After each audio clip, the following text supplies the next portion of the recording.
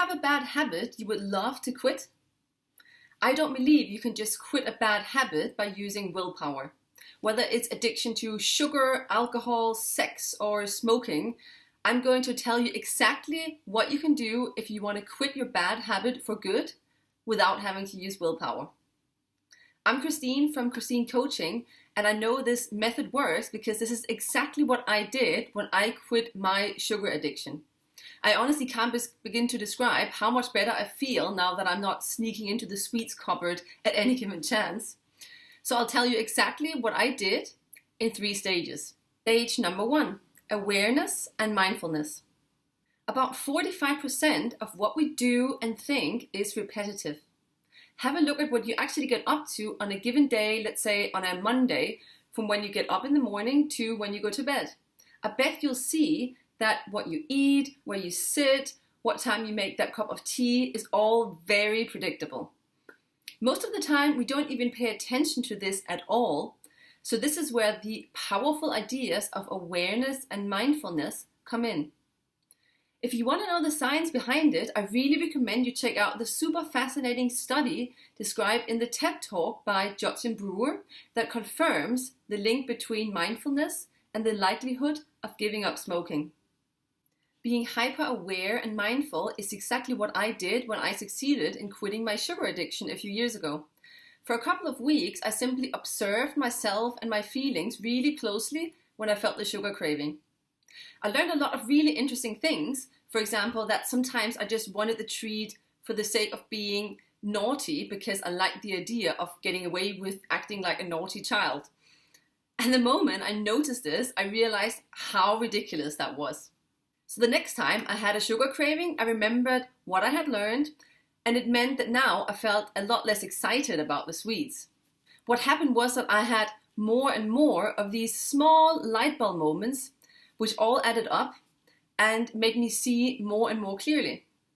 It's a bit like kind of knowing something to really deeply knowing it in your bones. Now here's what you should do. Keep a diary of your life and note down all the lessons you learn for 2 weeks. Notice in what situations you usually feel the urge to give in to the bad habit. Are you feeling stressed, lonely, tired, or just in need for some social time? And before you go to bed every evening, reflect on what you learned about yourself. Do this for 2 weeks before you're ready for the next stage. Stage number 2, another habit. Did you notice that in the first phase, I didn't in any way stop myself from carrying out my bad habit? The point was to discover learnings about myself before I did anything else. What I learned was to be able to recognize lots of moments where I thought I really wanted sugar, but in fact I wanted something else. Now you're finally ready for this stage, which is all about creating a new positive habit which should be attached to your bad habit. From my experience, it isn't possible to just get rid of an old habit, but you can change an existing one. Here's what you should do. Have a think about which new positive habit you can implement in your life which can be attached to your bad habit. So in my case, I wanted to kick my addiction to sugar, so I created a small new habit called, before you eat any sweets at home after dinner, you must eat some fruit. So notice that I didn't tell myself I couldn't eat any sweets. In fact, I told myself I can always eat them whenever I want, but I have to eat a bit of fruit before. This new habit worked wonders for me for 3 reasons. First of all, I didn't feel like I was missing out as I could still have my treat. Second, often after eating the fruit, I didn't feel the physical need to eat the treat anymore. And lastly, at the time it took me to eat the fruit, I was reminded of all of those light bulb moments I had learned, which made me see what I actually craved in that moment. Often this was simply a break from work or a bit of entertainment. Okay, so after really concentrating on this habit for 3 weeks, I implemented another habit, which was no sweets after 10 p.m. in the evening. 3 weeks is a great time to let the first habit sink in and become second nature before you're ready to start another one. So have a good think about which one new habit can be attached to your bad habit, which can make a small but positive change. Stick with it for 3 weeks and then add a second habit. Stage number 3, accountability. Last but definitely not least, people are much more likely to stick with their plans if they have to be accountable to someone else. In my case, I made my partner my accountability partner when I quit my sugar habit, but you could choose anyone you like and respect and make them invested in your success.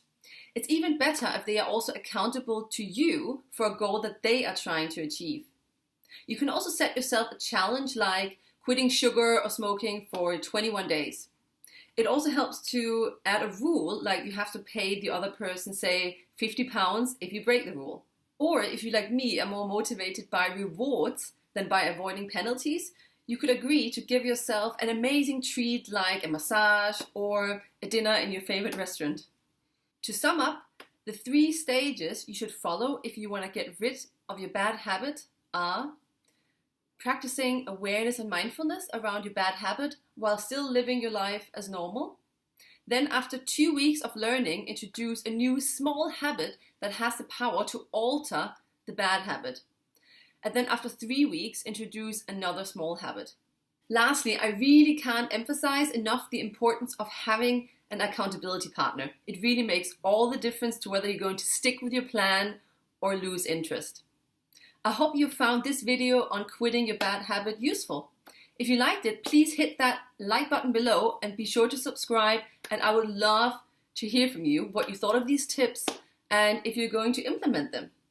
And I can't wait to see you again next time, where I'll give you some more super useful life hacks. Bye!